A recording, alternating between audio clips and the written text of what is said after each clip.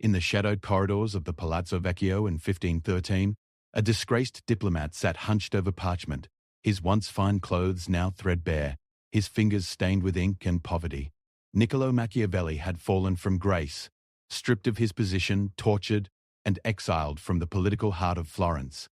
Yet in this moment of apparent weakness, he was crafting what would become one of history's most enduring treatises on power. The irony was not lost on him. Here he was, poor and powerless, writing about the nature of strength and dominance. But perhaps this very contradiction held a truth that would echo through the centuries. Sometimes the greatest power comes from appearing to have none at all.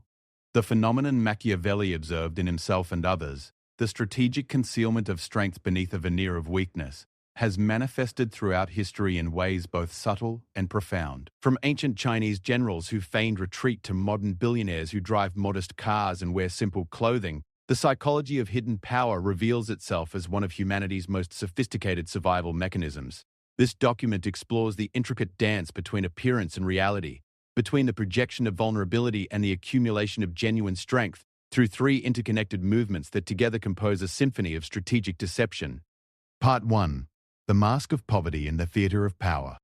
The morning sun cast long shadows across the courtyard of the Medici Palace, as Lorenzo de' Medici, one of the wealthiest men in Renaissance Europe, emerged wearing the simple brown robes of a Franciscan monk.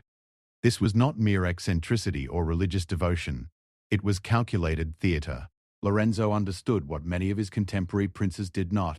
That excessive display of wealth bred resentment, suspicion, and ultimately, revolution. The people of Florence could tolerate being ruled by the rich, but they could not stomach being mocked by ostentatious displays of that wealth. This principle, which Machiavelli would later codify in his observations of successful and failed rulers, speaks to something fundamental in human psychology. When power displays itself too openly, it triggers an ancient defensive mechanism in those who witness it. The human mind, evolved in small tribal groups where resources were scarce and hierarchy was fluid, rebels instinctively against obvious inequality. Yet when power disguises itself, when it appears humble or even vulnerable, it bypasses these psychological tripwires and operates with far greater effectiveness. Consider the case of Augustus Caesar, who understood this principle centuries before Machiavelli wrote about it. After the assassination of Julius Caesar, Augustus faced a Roman republic that had just demonstrated its violent rejection of obvious autocracy. Instead of declaring himself emperor, Augustus maintained the fiction of being merely the first citizen of Rome. He kept his house modest, his dress simple, and his public manner humble. Yet behind this facade, he wielded absolute power more effectively than his adoptive father ever had. The Romans accepted his rule precisely because he never appeared to be ruling them. The psychological mechanisms underlying this phenomenon are both ancient and sophisticated. When individuals encounter obvious displays of wealth or power, several cognitive processes activate simultaneously. First, there is the evolutionary response to perceived threat. Great wealth or power in others can signal danger to one's own resources or status. Second, there is the social comparison mechanism that generates feelings of inadequacy, resentment, or competitive drive. Third, there is the attribution bias that leads people to assume that those who flaunt their advantages must be fundamentally different, less relatable, and therefore less trustworthy. But when power conceals itself behind the mask of poverty or humility, it triggers entirely different psychological responses. Modest appearance activates empathy and identification rather than resentment. It suggests struggle and earned success rather than inherited privilege or luck. It implies values of hard work and restraint rather than excess and indulgence. Most importantly, it positions the powerful individual as relatable rather than alien, as part of the in-group rather than the threatening out-group. The modern technology billionaire who arrives at industry conferences wearing jeans and sneakers understands this psychology intuitively. Mark Zuckerberg's famous grey t-shirts and hoodies served multiple purposes beyond convenience. They signaled that he was focused on substance rather than status, that he remained connected to the technical culture that created his success, and that despite his wealth he had not lost touch with ordinary human concerns. This carefully cultivated image of simplicity allowed him to wield enormous influence while avoiding the backlash that might have accompanied more ostentatious displays of his position. The strategy extends beyond personal appearance to encompass entire lifestyle choices. Warren Buffett's modest Omaha home, his preference for McDonald's over expensive restaurants, and his simple pleasures have become legendary precisely because they serve this psychological function. They allow him to position himself as the wise grandfather figure rather than the rapacious capitalist, despite being one of the wealthiest individuals in human history. This persona grants him moral authority and public trust that would be impossible to maintain if he lived like a stereotypical billionaire. Yet the mask of poverty is not merely about public perception. It serves important internal psychological functions as well. Those who practice strategic modesty often report that it keeps them grounded, prevents them from losing touch with the realities that most people face, and maintains their ability to make sound judgments about human nature and market dynamics. The wealthy individual who insulates themselves completely from ordinary concerns risks developing a kind of psychological blindness that can prove catastrophic in business or political contexts. The historical record is littered with examples of rulers and business leaders who fell precisely because they lost touch with the psychology of their subjects or customers. Marie Antoinette's alleged response of, "Let them eat cake," to reports of bread shortages has become emblematic of this kind of fatal disconnection. Whether or not she actually spoke these words, they capture the essence of how excessive wealth display can create a psychological gulf between ruler and ruled that ultimately proves unbridgeable. In contrast, those who master the art of strategic humility often find that their apparent weakness becomes their greatest strength. They are trusted with confidences because they appear non-threatening. They are included in conversations because they seem relatable. They are forgiven for their successes because they wear them lightly. This positioning allows them to gather information, build relationships, and exercise influence in ways that would be impossible if their true power were fully visible. The practice requires sophisticated emotional intelligence and constant vigilance. It demands the ability to suppress natural human tendencies toward display and competition. It requires comfort with cognitive dissonance, the ability to know oneself to be powerful while presenting as vulnerable. Most challenging of all, it requires the wisdom to know when to drop the mask and when to maintain it. For there are times when obvious power serves strategic purposes better than hidden strength. The psychological sophistication required for this mastery explains why it remains relatively rare despite its obvious advantages. Most people struggle with the emotional regulation necessary to consistently underplay their advantages. They find it difficult to resist the immediate gratification of respect and deference that comes with obvious status displays. They lack the long-term perspective necessary to trade immediate recognition for sustained influence. Yet those who develop these capabilities often find that they have unlocked a form of power that is both more durable and more effective than conventional dominance. The mask of poverty in the theatre of power thus reveals itself as one of history's most sophisticated psychological strategies. It recognizes that true power often lies not in what is displayed but in what is concealed, not in what is demanded but in what is earned through apparent vulnerability. Those who master this art discover that by destroying their need for external validation and status display, they become virtually indestructible in the face of others' attempts to diminish or destroy them. Part 2.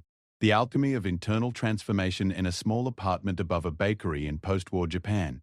A young man named Konosuke Matsushita sat surrounded by the remnants of his failed business ventures. The war had destroyed everything he had built, leaving him with nothing but debt and the bitter taste of defeat.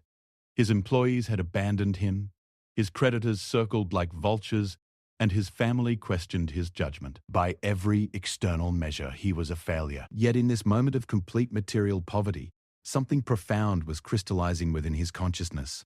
A transformation that would eventually make him one of Japan's most successful industrialists and respected business philosophers. The process Matsushita underwent in that cramped apartment exemplifies what Machiavelli understood but rarely articulated explicitly. That true power begins not with external circumstances but with internal transformation, the destruction of the weak self. The ego that depends on external validation, material possessions, and social status creates space for a different kind of strength to emerge. This strength is not brittle like wealth or position, which can be lost overnight, but resilient like tempered steel, forged in the fires of apparent defeat. This internal alchemy operates according to principles that modern psychology has begun to understand but that wise individuals have practiced for millennia. When external supports are stripped away, when wealth disappears, status evaporates, or recognition is withdrawn, the human psyche faces a fundamental choice. It can collapse into despair and victimhood, or it can discover resources that were always present but obscured by dependence on external circumstances. Those who choose the latter path often find that their apparent weakness becomes the foundation for unprecedented strength. The transformation begins with what psychologists now call cognitive reframing, the ability to perceive adversity not as defeat but as education. Matsushita later described his period of poverty as his greatest teacher, more valuable than any business school or mentor. The man who had once worried about profit margins was forced to contemplate more fundamental questions. What truly mattered? What could never be taken away? What sources of strength existed beyond material circumstances? These questions, born from necessity, led him to insights that would later inform his revolutionary management philosophy and his ability to build one of the world's most successful electronics companies. The process requires the development of what ancient Stoic philosophers called preferred indifferent attitude toward external circumstances. This does not mean becoming passive or ceasing to strive for improvement, but rather refusing to let one's sense of self-worth depend entirely on external outcomes. When Marcus Aurelius wrote his Meditations while campaigning on the harsh frontiers of the Roman Empire, he was practicing this same internal alchemy. Despite being the most powerful man in the world, he deliberately cultivated a psychological independence from the very power he wielded, knowing that true strength came not from his position but from his relationship to that position. Modern neuroscience has begun to illuminate the biological mechanisms underlying this transformation. Researchers have found that individuals who successfully navigate severe adversity often develop enhanced emotional regulation, improved stress tolerance, and increased creativity. The brain, forced to adapt to challenging circumstances, literally rewires itself to become more resilient and resourceful. This neuroplasticity explains why many successful individuals report that their greatest professional and personal breakthroughs occurred during their darkest periods. The internal transformation also involves what Carl Jung termed individuation, the process of becoming psychologically independent from collective expectations and social conditioning. When external validation is removed, individuals are forced to develop their own internal compass for determining worth and meaning. This process can be terrifying because it requires abandoning the safety of conventional success metrics, but it ultimately leads to a form of authenticity and self-reliance that becomes virtually unshakable. Consider the transformation of Steve Jobs during his exile from Apple in the 1980s. Stripped of his role as the company's leader and publicly humiliated, Jobs faced a crisis that could have destroyed his career permanently. Instead, he used this period to undergo a profound internal transformation. He traveled to India, studied Zen Buddhism, and most importantly, learned to separate his identity from his achievements. When he eventually returned to Apple, he brought with him not just new technical insights, but a fundamentally different relationship to power and success. The man who had once been driven by ego and external validation had developed an internal source of strength that made him nearly immune to the kind of setbacks that might have destroyed his earlier self. This process of internal alchemy often involves what psychologists call post-traumatic growth, the phenomenon by which individuals emerge from difficult experiences stronger and more capable than before. But this growth is not automatic.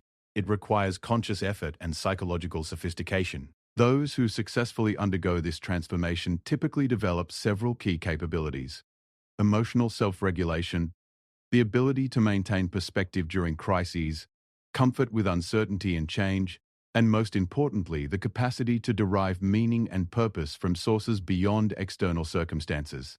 The transformation also requires developing what Buddhist philosophy calls non-attachment, not indifference or lack of caring, but freedom from the compulsive need for particular outcomes. This psychological state allows individuals to pursue goals with full intensity while remaining psychologically independent of results. The entrepreneur who has undergone this transformation can risk everything on a new venture without being destroyed by failure, because their sense of self is no longer dependent on any particular outcome. Perhaps most importantly, the internal transformation involves learning to find strength in vulnerability rather than despite it.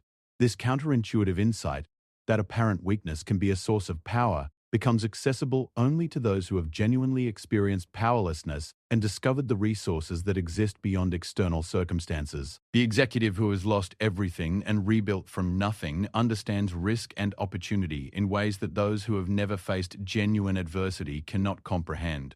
The process is rarely linear or quick.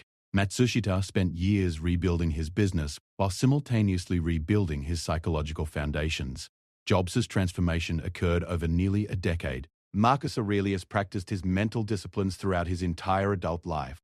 The alchemy of internal transformation is not a quick fix, but a lifelong practice of choosing psychological independence over external dependence, internal validation over social approval, and authentic strength over brittle power. Yet those who persist in this practice often find that they have achieved something rare and valuable, a form of personal power that cannot be granted or taken away by external circumstances. They discover that by destroying their weak self, the aspect of personality that depends on others for validation and meaning, they have become truly indestructible in the ways that matter most. This internal transformation provides the psychological foundation for the external strategies of power that Machiavelli observed, creating individuals who can wield influence precisely because they are not dependent on it for their sense of self-worth.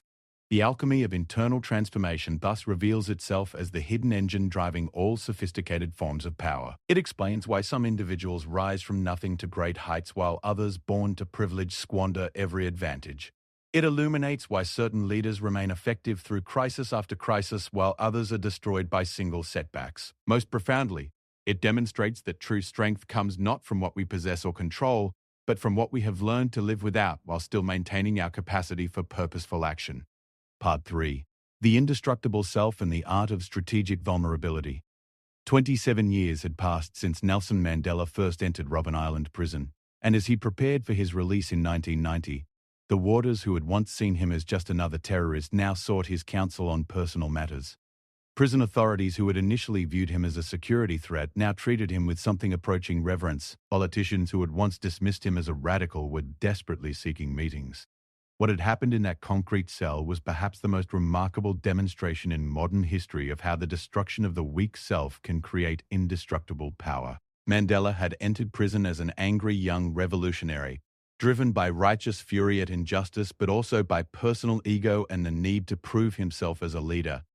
The isolation, hardship, and years of apparent powerlessness had systematically stripped away every external source of identity and validation.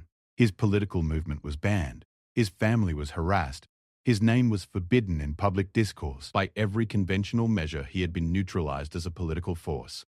Yet in destroying his weak self, the part that needed recognition, comfort, and conventional success, he had forged something far more powerful, a presence that derived its authority, not from position or wealth or even freedom, but from the depth of character that can only be created through genuine suffering willingly embraced. This transformation illustrates the final and most sophisticated principle in the psychology of hidden power, that strategic vulnerability, properly understood and practiced, becomes the ultimate source of strength.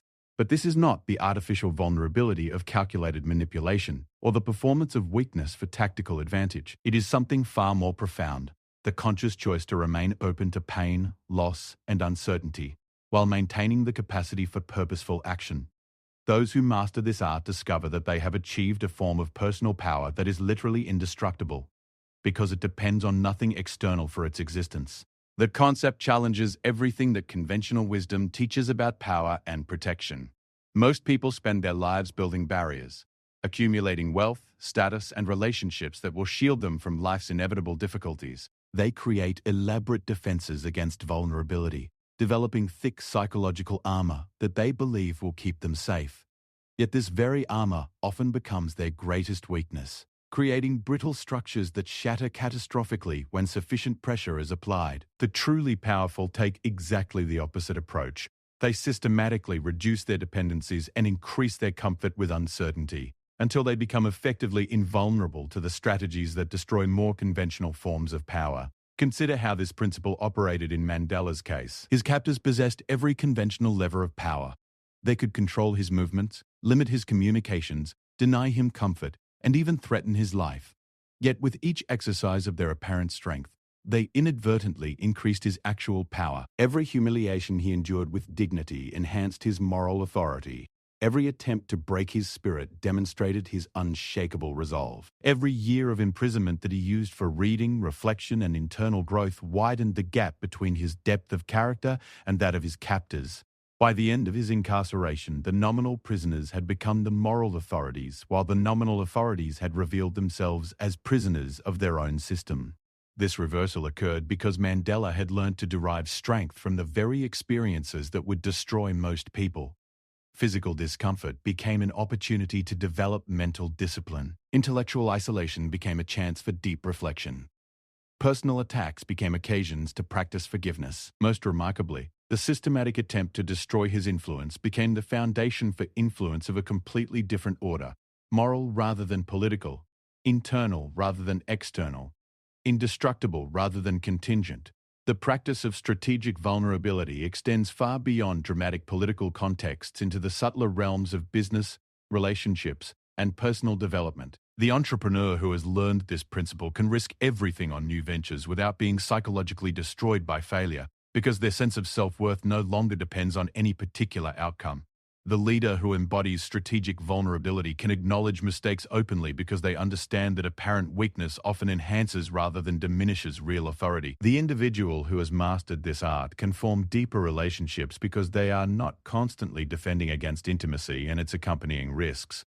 Yet strategic vulnerability is perhaps the most misunderstood concept in all of power dynamics, precisely because it requires such sophisticated psychological development to implement effectively. Superficial attempts to practice vulnerability, the calculated display of weakness for manipulative purposes, inevitably backfire because they lack the authentic foundation that makes genuine vulnerability powerful. True strategic vulnerability cannot be faked, because it emerges only from the genuine destruction of the weak self and the development of internal resources that make external validation unnecessary. The development of strategic vulnerability typically follows a predictable pattern. First comes the recognition that conventional defenses are ultimately ineffective, that wealth can be lost, status can be revoked, and relationships can end. This recognition often comes through direct experience of loss or through careful observation of others' experiences. Second comes the experimental reduction of dependencies, the conscious choice to live with less, need less, and depend less on external circumstances for psychological stability. Third comes the gradual increase in comfort with uncertainty and discomfort, often through deliberate exposure to challenging situations. Finally comes the integration of these practices into a coherent approach to life that maintains openness to difficulty while preserving the capacity for effective action. The biological and psychological mechanisms underlying this transformation are beginning to be understood through research on resilience and post-traumatic growth. Scientists have found that individuals who successfully navigate severe adversity often develop enhanced emotional regulation, improved stress tolerance, and increased creativity. More importantly, they develop what researchers call cognitive flexibility, the ability to rapidly adapt their thinking and behavior to new circumstances. This flexibility becomes a source of tremendous strategic advantage because it allows them to respond effectively to challenges that would paralyze more rigid personalities. The business world offers numerous examples of strategic vulnerability in action. Reed Hastings, the founder of Netflix, has built a corporate culture based on what he calls radical honesty, the practice of openly discussing failures, uncertainties, and mistakes. This approach, which would be seen as weakness in more conventional corporate cultures, has actually enhanced Netflix's ability to adapt and innovate because it eliminates the defensive thinking that prevents organizations from recognizing and responding to threats. By embracing vulnerability at the organizational level, Hastings created a company that could repeatedly reinvent itself in response to technological disruption. Similarly, the investment philosophy of successful contrarian investors often embodies strategic vulnerability. They willingly endure the psychological discomfort of being wrong for extended periods because they understand that the greatest opportunities often lie in directions that feel dangerous or unpopular.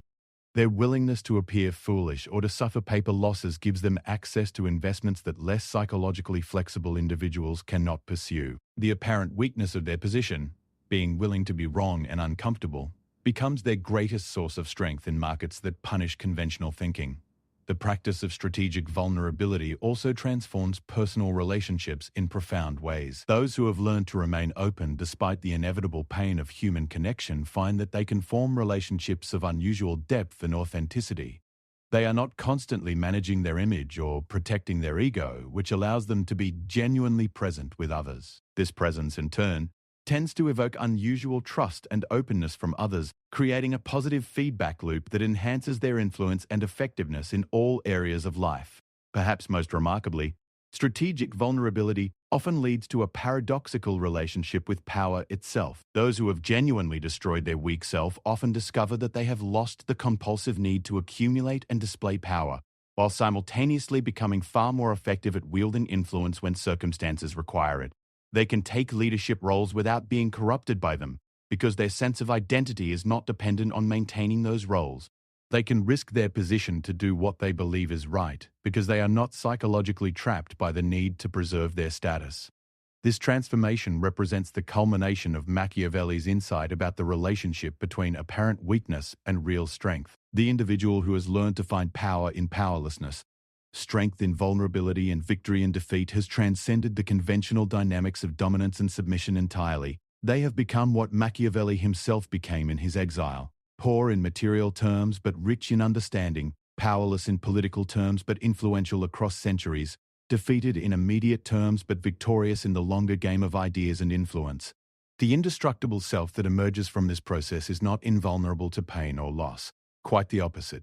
It has learned to remain open to life's full spectrum of experiences, including its inevitable difficulties. But it has also learned to derive strength from those very experiences that would destroy a more defended personality. It has discovered resources within itself that external circumstances cannot touch, and has developed the capacity to transform adversity into advantage through the alchemy of psychological sophistication. In this way, the man who destroys his weak self, the ego that depends on external validation, the personality that requires particular circumstances to function effectively, the identity that cannot survive challenge or change, truly becomes indestructible. Not because nothing can hurt him, but because he has learned to find strength in the very experiences that hurt. Not because he avoids vulnerability, but because he has made vulnerability itself a source of power. Not because he transcends human limitations, but because he has learned to work with and through those limitations in ways that most people never discover. This understanding represents perhaps the deepest insight into the nature of human power and resilience. It suggests that our greatest strength lies not in what we can acquire or control, but in what we can learn to live without, while maintaining our capacity for love, creativity, and purposeful action. It reveals that the ultimate victory is not over others but over our own limitations, not through dominance but through transformation, not through accumulation but through the intelligent practice of strategic vulnerability. The journey from the mask of poverty through internal transformation to strategic vulnerability thus represents a complete education in the hidden psychology of power. It begins with the recognition that obvious strength often conceals weakness, and that apparent weakness can mask tremendous strength. It continues with the internal work of developing psychological independence from external circumstances, and it culminates in the paradoxical discovery that the greatest power comes from the conscious choice to remain vulnerable, while maintaining the capacity for effective action. Those who complete this journey often find that they have achieved something rare in human experience, a form of personal power that is both immense and invisible, both effective and ethical, both strong and gentle. They become living demonstrations that Machiavelli's most profound insight was not about manipulation or cunning, but about the deepest truths of human psychology. That real power comes not from what we can take or control, but from what we can give and what we can become. In destroying the weak self, they discover the indestructible self. In embracing strategic vulnerability, they achieve true invulnerability. In appearing poor while being rich, they reveal the ultimate secret of power, that its greatest expression lies not in domination but in service, not in taking but in giving, not in being feared but in being trusted with the deepest hopes and fears of the human heart. This exploration of power's hidden psychology reveals itself as more than mere strategy. It becomes a meditation on human potential and the deepest sources of strength available to conscious beings. For in the end, the man who destroys his weak self discovers not just power over others, but something far more valuable: mastery over himself and the capacity to serve life's highest possibilities with wisdom, compassion, and unshakable resolve.